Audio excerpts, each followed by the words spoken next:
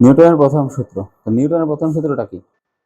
যে বাহ্যিক কোনো বল প্রয়োগ না করলে স্থির বস্তু স্থির থাকবে এবং গতিশীল বস্তু সমবেগে চলতে থাকবে। দেখো এই যে আমাদের নিউটনের প্রথম সূত্র।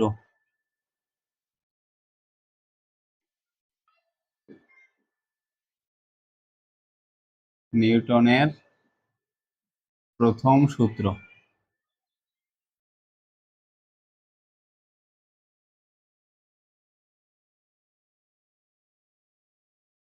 বাহ্যিক কোনো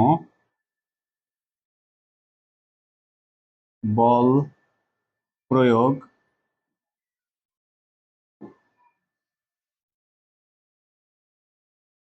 না করলে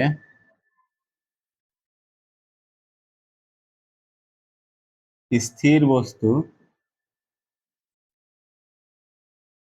স্থির বস্তু স্থির থাকবে। স্থির থাকবে এবং গতিশীল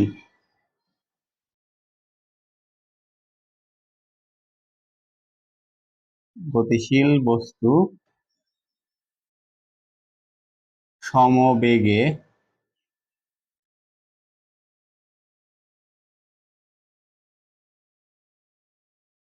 চলতে থাকবে। এই তো, এটা হচ্ছে কি আমাদের নিউটনের প্রথম সূত্র, যে বাইরে থেকে বাহ্যিক মানে কি বাইরে থেকে, বাইরে থেকে যদি আমি বল প্রয়োগ না করি তবে কোনো বস্তু, যে বস্তু স্থির আছে সেটা স্থিরই থাকবে এবং যে বস্তু চলতেছে গতিশীল সেটা গতিশীলই থাকবে। কিভাবে থাকবে?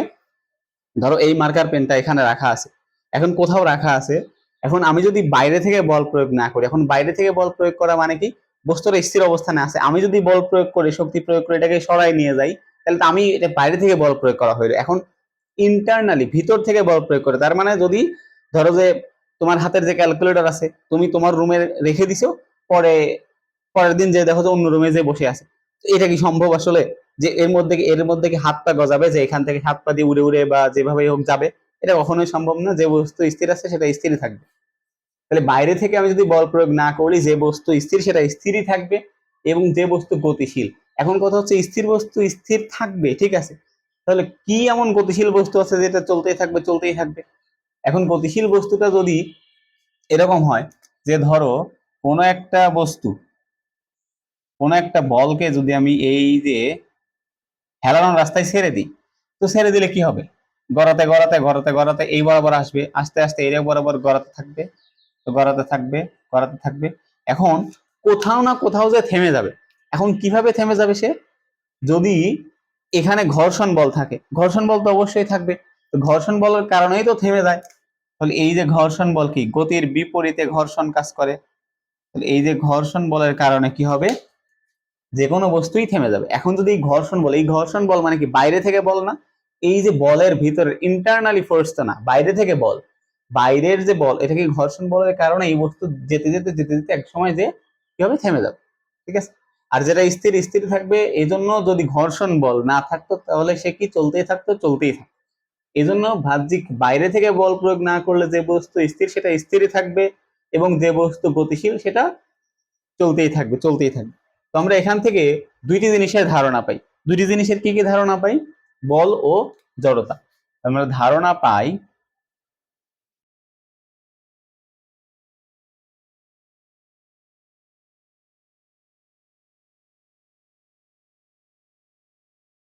বল ও জড়তা। আমরা নিউটনের প্রথম সূত্র থেকে এই দুইটি জিনিসের ধারণা পাই, বল ও জড়তা। তাহলে বল কি সেগুলো দেখি আমরা। বল, বলের বৈশিষ্ট্য থেকে দেখি। বলের বৈশিষ্ট্য,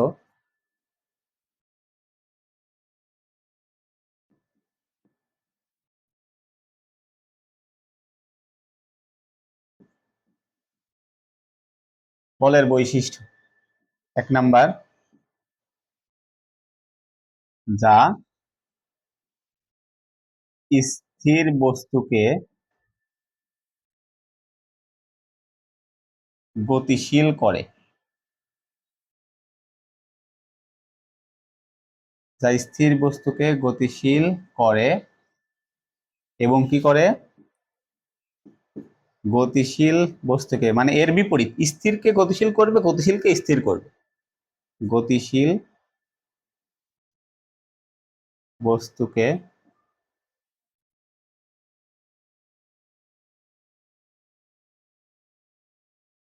স্থির করে। এই তো। বল ভর ও ত্বরণের গুণফল। ভর ও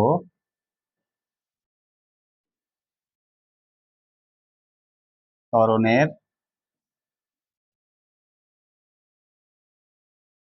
গুণফল। এবং বল কি রাশি? ভেক্টর রাশি। বল ভেক্টর রাশি। এখন এই যে প্রথম দুইটা বৈশিষ্ট্য যে আছে, যা স্থির বস্তুকে গতিশীল করে এবং গতিশীল বস্তুকে স্থির করে। স্থির বস্তুকে গতিশীল, আমি এই যে মার্কার পেনটা আছে, আমি যদি ছুড়ে দিই তাহলে গতিশীল হয়ে গেল, এবং গতিশীল বস্তুকে স্থির করে। তাহলে এই ছুড়ে দেওয়া মার্কার পেন কেউ একজন ধরলো, তার মানে গতিশীল ছিল, স্থির হয়ে গেল। এবং তোমরা মাঝে মাঝে এরকম করে থাকো যে কোন একটা বন্ধু সাইকেল চালায় আসতেছে, সাইকেল নিয়ে আসা মানে কি, সে গতিশীল, এখন তাকে টেনে ধরছো, বল প্রয়োগ করে বা শক্তি প্রয়োগ করে তাকে থামায় দিছো, তাহলে এটা হচ্ছে কি, আমাদের গতিশীল বস্তুকে স্থির করে। এখন এই 1 আর 2 মিলে আমরা কি ডেফিনেশন বলতে পারি, আমাদের বলের সংজ্ঞা। তাহলে আমরা এই দুইটা থেকে আমরা কি করতে পারি, বলের সংজ্ঞা লিখতে পারি, যে 1 আর 2 মিলে আমরা কি করব, বলের সংজ্ঞা। বলের সংজ্ঞা পড়বো আমরা, যে কিভাবে, যা স্থির বস্তুকে গতিশীল করে এবং গতিশীল বস্তুকে স্থির করে, তাই হচ্ছে কি বল, তাকে বল বলা হয়। ভর ও ত্বরণের গুণফল হচ্ছে বল, আর বল ভেক্টর রাশি। তাহলে ভর ও ত্বরণের গুণফল, এটা আমাদের সূত্র। তো দেখি আমাদের সূত্র কি আছে, বলের সূত্র কি, এফ সমান এম এ, এটা আমাদের বলের সূত্র। এই যে বল কি, এফ কি, এফ হচ্ছে ফোর্স, বল। এম কি, এম হচ্ছে এম এস এস মাস, মানে কি ভর। আর এ কি, অ্যাক্সেলারেশন বা কি ত্বরণ। এই জন্য আমরা কি, যে ভর ও ত্বরণের কি আছে, গুণফল আছে না, এই যে ভর ও ত্বরণের গুণফল হচ্ছে বল। আমরা শর্ট ডেফিনেশন বলতে পারি যে ভর ও ত্বরণের গুণফলকে কি বলা হয়, বল বলা হয়। তো বলের একক দেখো,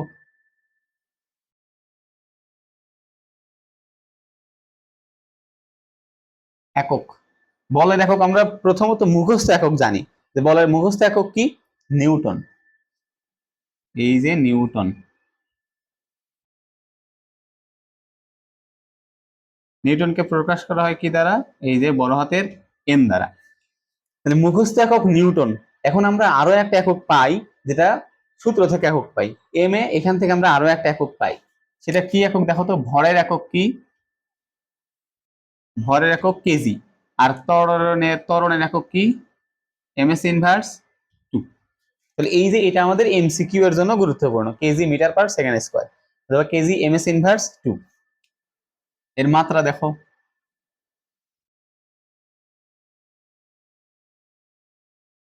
এর মাত্রা আমরা একক থেকে মাত্রা লিখতে পারি, যে কেজি, কেজি কার একক, ভরের একক। তাহলে ভরের মাত্রা কি, মাস, মানে ভরের মাত্রা এম, এম দিয়ে মাস বোঝায়, মাস মানে ভর। আর এম কি, মিটার, মিটার কার একক, দৈর্ঘ্যের একক, দৈর্ঘ্যের একক মিটার, দৈর্ঘ্যের মাত্রা হচ্ছে কি এল, দৈর্ঘ্যের মাত্রা এল। আর এস কি, সেকেন্ড না, সেকেন্ড কার একক, সময়ের একক, সময়ের মাত্রা কি টি, মানে টাইম। এই যে সময়ের মাত্রা টি, পাওয়ার কত আছে, পাওয়ার আছে -2।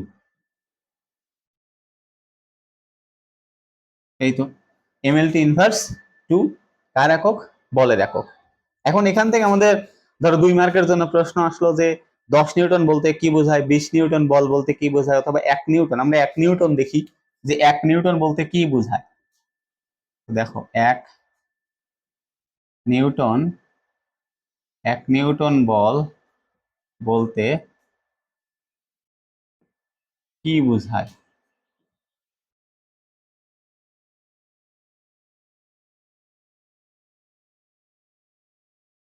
দেখো তো কি বুঝাবে, 1 নিউটন। তাহলে আমাদের খ নাম্বার যে কোনো সাবজেক্টের সৃজনশীলের খ লিখতে হলে আমাদের প্রথমত কাজ কি, একটা সংজ্ঞা লেখা, সংজ্ঞা লিখে তারপর ওই অনুযায়ী ব্যাখ্যা দেয়া। তো আমরা কি আছে 1 নিউটন বল বলতে কি বুঝি, 1 নিউটন বল, তাহলে আমরা কি সংজ্ঞা লিখবো, কার সংজ্ঞা, বলের সংজ্ঞা লিখবো। তাহলে আমরা প্রথমে লিখবো হইতেছে সংজ্ঞা। তো আমরা সংজ্ঞা লিখলাম, প্রথমত সংজ্ঞা লিখলাম, সংজ্ঞা লেখার পর কি আমরা জানি কি এফ সমান এম এ, এই যে এফ সমান এম এ।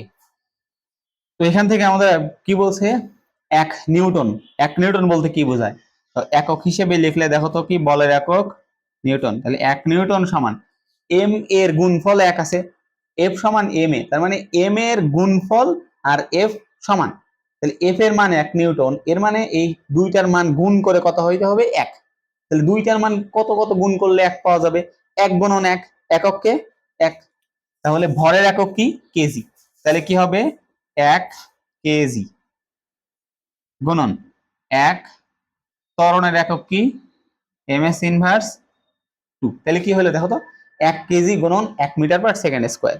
তো আমরা তাহলে এখন এইটার ব্যাখ্যা লিখবো কিভাবে, যে 1 কেজি ভরের কোন বস্তুর উপর বল প্রয়োগ করে যদি 1 মিটার/সেকেন্ড স্কয়ার ত্বরণ সৃষ্টি করা যায় তবে তাই হচ্ছে কি 1 নিউটন বল।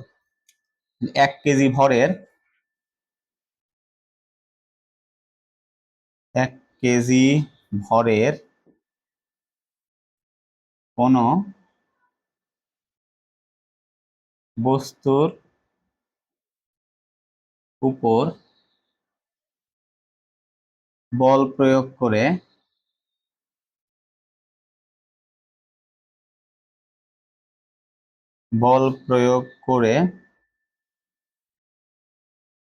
যদি 1 ms−2 ত্বরণ সৃষ্টি করা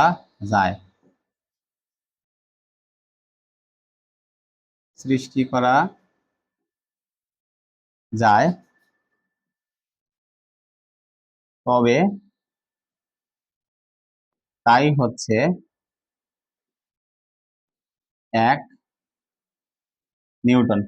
ঠিক আছে, 1 কেজি ভরের কোন বস্তুর উপর বল প্রয়োগ করে যদি 1 মিটার/সেকেন্ড স্কয়ার ত্বরণ সৃষ্টি করা যায় তবে তাই হচ্ছে 1 নিউটন বল। এখন এইটাকে আমরা 10 নিউটন, 20 নিউটন, 30, 40 বা 100 নিউটন দিলেও আমরা পারবো। কিভাবে, ধরো আমরা 20 নিউটনের ব্যাখ্যা দিই, 20 নিউটন, তো 20 নিউটন সমান কি হবে, মানে দুইটা সংখ্যা গুণ করে 20 পাওয়া লাগবে, যে কোনো দুইটা সংখ্যা, অসংখ্য এরকম আছে না, অসংখ্য সংখ্যা গুণ করে আমরা 20 পাবো। যেমন ধরো যে 1 গুণন 20, 20 পাবো মান। আবার কত কত পাই আমরা, 4 গুণন 5, আবার কত কত পাই, 2 গুণন 10, 0.5 গুণন কত, 40। তো এখন আমরা ক্যালকুলেটর চেপে চেপে অনেক মান বের করতে পারবো না, যে দুইটা সংখ্যা গুণ করে কত হওয়া লাগবে, 20 হওয়া লাগবে, এরকম অসংখ্য সংখ্যা আছে। তো আমরা যদি 20 নিউটন বলের, ধরো আমরা এইটা দিয়ে ব্যাখ্যা দিব, তুমি যে কোনোটা দিয়ে ব্যাখ্যা দিতে পারবা, ধরো আমরা এটা দিয়ে ব্যাখ্যা দিব 4 গুণন 5, তাহলে এটা আমরা ধরে নিই এটা ভরের মান আর এটা ত্বরণের মান। তো ভর কত 4 কেজি, ত্বরণ কত 5, তার মানে 4 কেজি ভরের কোন বস্তুর উপর, এই যে 4 কেজি ভরের কোন বস্তুর উপর বল প্রয়োগ করে যদি 5 মিটার/সেকেন্ড স্কয়ার ত্বরণ সৃষ্টি করা যায় তবে তাই হচ্ছে 20 নিউটন। ঠিক আছে, তো এইটার ব্যাখ্যা দিতে পারি, এটার ব্যাখ্যা দিতে পারি, এটার ব্যাখ্যা কিভাবে হবে, 2 কেজি ভরের কোন বস্তুর উপর বল প্রয়োগ করে যদি 10 মিটার/সেকেন্ড স্কয়ার ত্বরণ সৃষ্টি করা যায় তবে তাই হচ্ছে 20 নিউটন। তো এরকম ভাবে সবগুলো দিয়ে আমরা ব্যাখ্যা দিতে পারি। 0.5 কেজি ভরের কোন বস্তুর উপর বল প্রয়োগ করে যদি 40 মিটার/সেকেন্ড স্কয়ার ত্বরণ সৃষ্টি করা যায় তবে তাই হচ্ছে 20 নিউটন। এটার ওই রকমই 1 কেজি ভর এবং ত্বরণ কত 20 মিটার/সেকেন্ড স্কয়ার। তুমি চাইলে এর বাইরে যে কোনো সংখ্যা লিখতে পারো, মানে দুইটা সংখ্যা গুণ করে আমার কত পাওয়া লাগবে, 20 পেলেই হবে। বুঝছো এটা? তো এই ছিল আমাদের কি, বলের কাহিনী। এখন আমরা, আমাদের এখানে কি আছে, জড়তা আছে। তো সেই জড়তাটা আমরা দেখবো যে জড়তা আসলে কিরকম টাইপের, তো দেখি।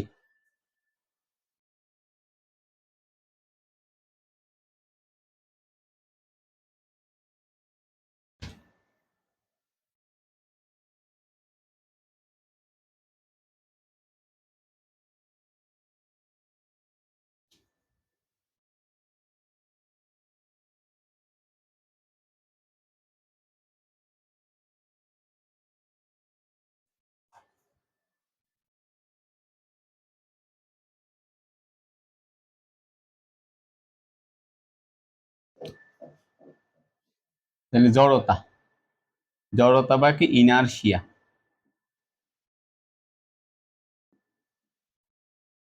জড়তা হইতেছে কোন একটা বস্তু যে অবস্থায় আছে চিরকাল সেই অবস্থায় থাকতে চাওয়ার যে ইচ্ছা, এই ইচ্ছাটাই হচ্ছে কি জড়তা।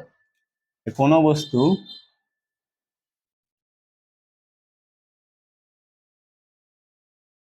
কোন বস্তু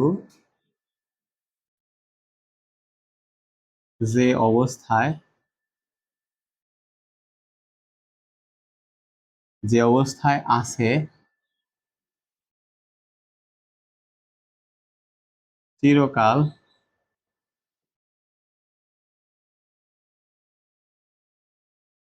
চিরকাল সেই অবস্থায়,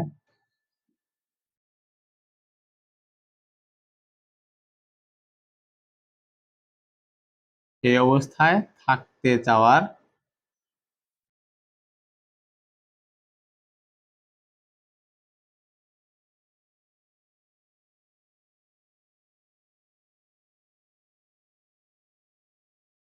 তাহলে কোন বস্তু যে অবস্থায় আছে চিরকাল সেই অবস্থায় থাকতে চাওয়ার যে প্রবণতা, থাকতে চাওয়ার যে প্রবণতা,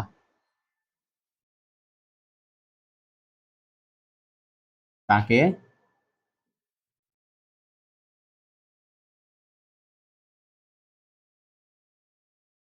জড়তা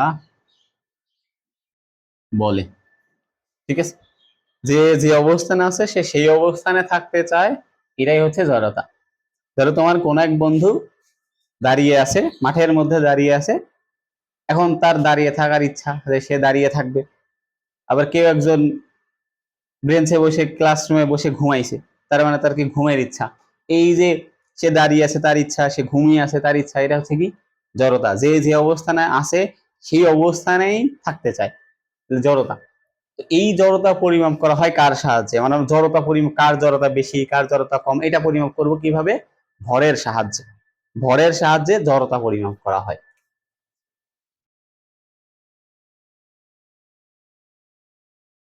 ভরের সাহায্যে, ভরের সাহায্যে জড়তা পরিমাপ করা হয়,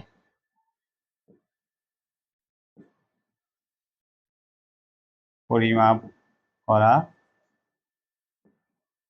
হয়। ঠিক আছে, ভরের সাহায্যে কি করা হবে? জড়তা পরিমাপ করা হবে। তাহলে দেখো, ধরো কোনো একটা হালকা বস্তু আর ভারী বস্তু আছে, হালকা বস্তু আর ভারী বস্তু আছে। এখন হালকা বস্তু সরিয়ে দিতে কষ্ট কম হবে। যদি বস্তুটা ভারী হয় তাহলে ভারী বস্তু কিন্তু সরিয়ে দিতে অনেক কষ্ট করতে হবে, অনেক বেশি শক্তি প্রয়োগ করতে হবে। তাহলে দেখো তো, ওই হালকা বস্তুর থেকে ভারী বস্তুটাকে তোমার সরিয়ে দিতে কষ্ট হইতেছে না? যে তার মানে কি হালকার থেকে ভারী বস্তুটা একটু বেশি পরিমাণে স্থির থাকতে চাইতেছে, সেই স্থির আছে, হালকা বস্তুর থেকে ভারী বস্তুর একটু বেশি পরিমাণে স্থির থাকতে চাইবে, তার মানে তার কি জড়তা একটু বেশি। তাহলে দেখো, আমরা ধরো দুইটা এখানে বস্তু আছে, যে একটা বস্তুর ভর ধরো 60 কেজি, আর একটা বস্তুর ভর ধরো 40 কেজি আছে, 40 কেজি আছে। তো এখন কার জড়তা কম কার জড়তা বেশি? তাহলে দেখো তো, 40 কেজি থেকে 60 কেজিটা একটু বেশি পরিমাণে স্থির থাকতে চাইবে। তাহলে এই 60 কেজির জড়তা বেশি, এর মানে বোঝা গেল কি, যার ভর বেশি তার জড়তা বেশি। মানে ভরের সাথে জড়তার কি সম্পর্ক? সমানুপাতিক একটা সম্পর্ক। তাহলে এই যে ভর, যার ভর বেশি, যার ভর বেশি তার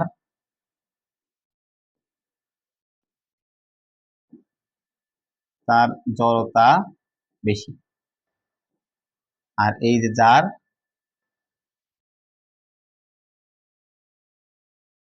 ভর কম তার জড়তা কম। ঠিক আছে, ভর বেশি হলে জড়তা বেশি, ভর কম হলে জড়তা কম। তার মানে কি ভরের সাথে একটা জড়তার সমানুপাতিক সম্পর্ক তৈরি হয়ে যাচ্ছে, ভর বেশি জড়তা বেশি। তাহলে ভর আমরা লিখতে পারি ভর ইজ প্রপোর্শনাল টু কি জড়তা।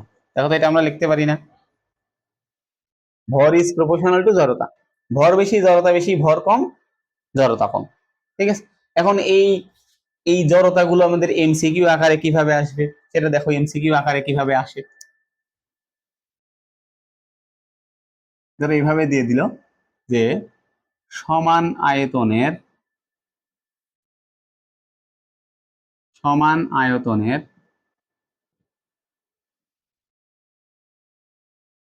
সমান আয়তনের কোণটির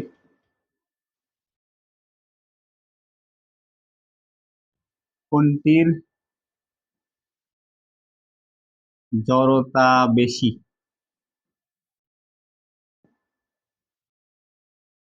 সমান আয়তনের কোণটির জড়তা বেশি। ধরো এ নাম্বারে অপশন আছে লোহা, লোহা। 2 নাম্বারে আছে সোনা, সিতে আছে কাঁচ, এবং ডিতে আছে রূপা। তো এখন বলছে যে সমান আয়তনের কোণটির জড়তা বেশি। তো একটু আগে আমরা কি দেখলাম, যার ভর বেশি তার জড়তা বেশি। এখন এইখানে তো ভর দেয়া নাই, তাহলে আমরা কিভাবে করব? ভর নাই ঠিক আছে, কিন্তু আয়তনের কথা বলছে, সমান আয়তন, তার মানে ভরের সাথে আয়তনের একটা সম্পর্ক আছে। কি সম্পর্ক আছে? ঘনত্ব সমান ভর ডিভাইডেড বাই আয়তন আছে না, ঘনত্ব সমান ভর ডিভাইডেড বাই আয়তন। তাহলে দেখো ঘনত্ব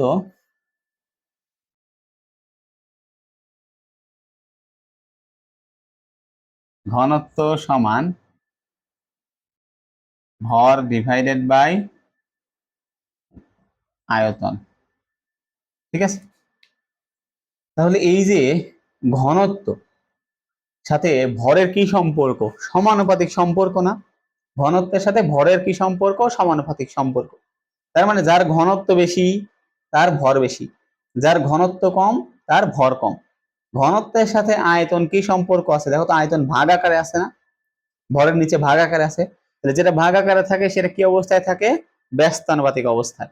তাহলে আয়তন যদি কমে ঘনত্ব বাড়বে, আর আয়তন যদি বাড়ে ঘনত্ব তখন কমবে, ব্যস্তানুপাতিক সম্পর্ক।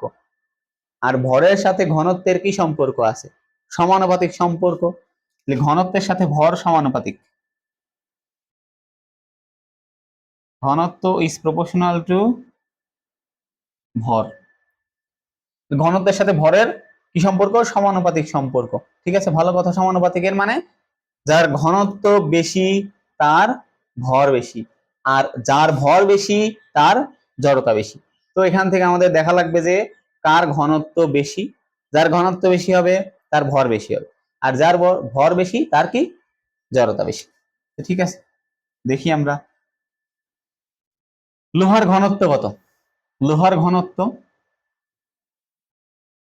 7,800 কেজি পার মিটার কিউব প্রতি ঘনমিটারে। 1 ঘনমিটারে লোহার ওজন কত কেজি? 7,800 কেজি। আর এই যে সোনার ঘনত্ব কত? 19,300 কেজি এম ইনভার্স 3। এরপর কি আছে? কাঁচ। কাঁচের ঘনত্ব কত? কাঁচের ঘনত্ব 2,600 কেজি এম ইনভার্স 3। এরপর রূপার ঘনত্ব কত? 10,500। 10,500 কেজি এম ইনভার্স 3। দেখো তো, এখন আমরা অনায়াসেই বলতে পারবো যে কার জড়তা বেশি। ঘনত্ব যার বেশি তার ভর বেশি, আর যার ভর বেশি তার জড়তা বেশি। তাহলে এখান থেকে দেখো তো কার ঘনত্ব বেশি? 19,300। তাহলে সোনার ঘনত্ব বেশি। তাহলে সোনার ঘনত্ব বেশি মানে কি? ঘনত্ব বেশি, জড়তা বেশি। এই যে সোনার কি জড়তা বেশি। ঠিকঠাক ভাবে তুলো।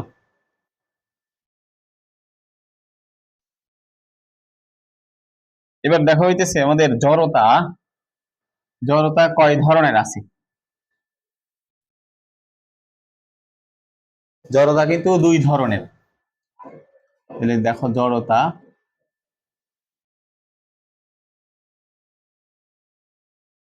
জড়তা আছে কয় ধরনের? দুই ধরনের। জড়তা আছে দুই ধরনের। দুই ধরনের কি কি? গতি জড়তা আর কি স্থিতি জড়তা। এই যে গতি জড়তা,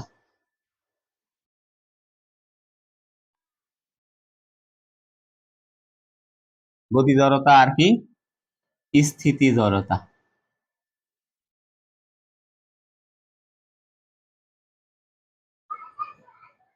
গতি জড়তা আর স্থিতি জড়তা। তো দেখি গতি জড়তা কি। গতি জড়তা মানে কি? গতিশীল আছে। স্থিতি মানে কি? নাম দেখেই তো আমরা বুঝতে পারছি স্থির থাকবে। তাহলে গতি জড়তা যে বস্তু চলতেই থাকবে, মানে তার চলার ইচ্ছা, এটা হচ্ছে গতি জড়তা। আর স্থিতি মানে স্থির থাকার ইচ্ছা। তাহলে কোন বস্তুর কি গতিশীল থাকার যে প্রবণতা, কোন বস্তুর,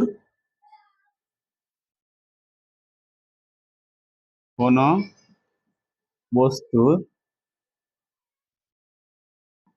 গতিশীল,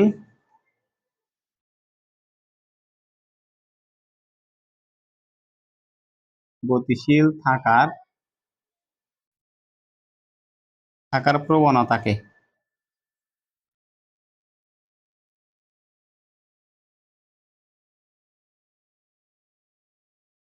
কোন বস্তুর গতিশীল থাকার প্রবণতাকে গতি জড়তা বলে। স্থিতি জড়তা কি হবে? কোন বস্তুর স্থির থাকার প্রবণতাকে, কোন বস্তু, কোন বস্তু স্থির,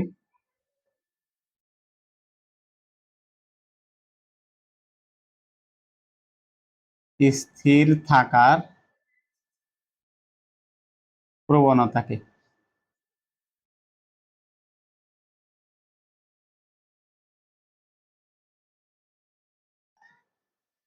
কোন বস্তু স্থির থাকার প্রবণতাকে কি বলে? স্থিতি জড়তা বলে। গতি জড়তা গতিশীল থাকার প্রবণতা, গতিশীল থাকার ইচ্ছাটাই গতি জড়তা, এবং স্থির থাকার ইচ্ছাকে স্থিতি জড়তা বলা হয়। এখন এই গতি জড়তা স্থিতি জড়তার সাথে আমরা অনেকটা পরিচিত। এখন তুমি ধরো এইটা পড়ার আগে পরিচিত ছিল না, এখন এইটা পড়ার পর তুমি এখন বুঝতে পারবে যে আচ্ছা এই কাহিনী। কি কাহিনী? দেখো, তুমি ধরো কোন একটা বাসে উঠছো, এখন বাসে উঠে বসে আছো, বাস যদি হঠাৎ চলতে শুরু করে তাহলে তুমি কি করো? মানে তুমি না, সবাই তো পিছনের দিকে ঝুঁকে পড়ে না? তাহলে আমরা সবাই কিন্তু পিছনের দিকে ঝুঁকে পড়ি বাস হঠাৎ যদি চলতে শুরু করে। এখন ধরো যে পিছনের দিকে ঝুঁকে পড়ছো, বাস চলতেছে, চলতে চলতে চলতে চলতে বাস যদি ব্রেক করে, তাহলে ব্রেক করলে যাত্রীরা কোন দিকে ঝুঁকে পড়ে? ব্রেক করলে যাত্রীরা সামনের দিকে ঝুঁকে পড়বে না? তার মানে এই যে সামনে ঝুঁকে পড়া, পিছনে ঝুঁকে পড়া, এগুলো হচ্ছে গতি জড়তা আর কি স্থিতি জড়তা। তো গতি জড়তা কি দেখো তো। গতি জড়তা হইতেছে, গতি জড়তা কি চলন্ত বাস চলতেছে, যেটা চলতেছে রানিং অবস্থায়, যে এই জন্য গতি। তাহলে গতি বাস যদি মানে চলন্ত অবস্থায় ব্রেক করে, চলন্ত বাস ব্রেক করলে, চলন্ত বাস, চলন্ত বাস ব্রেক করলে যাত্রীরা সামনে,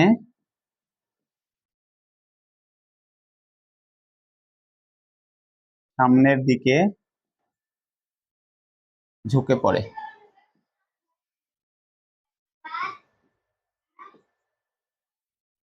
ঠিক আছে?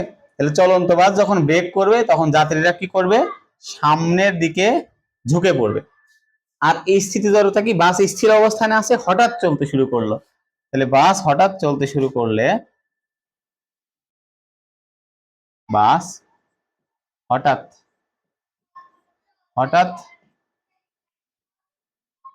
হঠাৎ চলতে শুরু করলে যাত্রীরা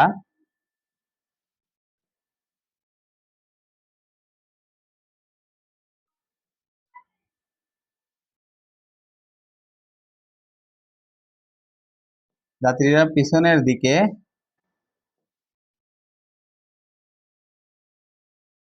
ঝুঁকে পড়ে। ঠিক আছে, তাহলে এই যে আমরা বাসে উঠলে এখন মনে হবে যে এই কোন জড়তা কাজ করতেছে, গতি জড়তা নাকি স্থিতি জড়তা। ঠিক আছে, তাহলে এই যে পড়ার মাধ্যমে আমরা এই যে বাসে উঠলে বা যে কোনো গাড়িতে উঠলে আমরা তখন বুঝতে পারবো। ঠিক আছে, এই যে ফিল করতে পারবা তখন যে তাহলে গতি জড়তা হইতেছে নাকি স্থিতি জড়তা হইতেছে। গতি জড়তা মানে যেটা চলতেছে, রানিং চলতেছে, ওই অবস্থায় ব্রেক করলে সামনের দিকে ঝুঁকে পড়ি, তাহলে কোন কারণে? গতি জড়তার কারণে। বাসের মধ্যে বসে আছি, হঠাৎ বাস চলতে শুরু করলো, তাহলে আমরা কি করি? পিছনে ঝুঁকে পড়ি, এটা হচ্ছে কি? স্থিতি জড়তা। ঠিক আছে, এর মধ্যে আমাদের দেখবে যে এই টাইপের বা স্থিতি জড়তা, গতি জড়তা নিয়ে অনেকে এমসিকিউ আছে। তুমি এখন এই এতটুকুর মধ্যে যেগুলো আছে তুমি সবগুলো এমসিকিউ পারবে, চেষ্টা করতে হবে, তোমার নিজের করতে হবে। তুমি দেখবে যে সবগুলো এখান থেকে এমসিকিউ বা এই টাইপের, এখান থেকে তেমন সিকিউ ওই রকম নাই। ওই যে 1 নিউটন শুধুমাত্র ওইখান থেকে আসতে পারে, 2 মার্কের জন্য। আর এগুলো সব কি? এমসিকিউ এর জন্য। তুমি এগুলো ভালোভাবে এমসিকিউ খুলে বোর্ড প্রশ্নগুলো তুমি এগুলো নিজের আয়ত্তে বা নিজের মতো করে তুমি দেখবে এগুলো। ঠিক আছে, ঠিক আছে।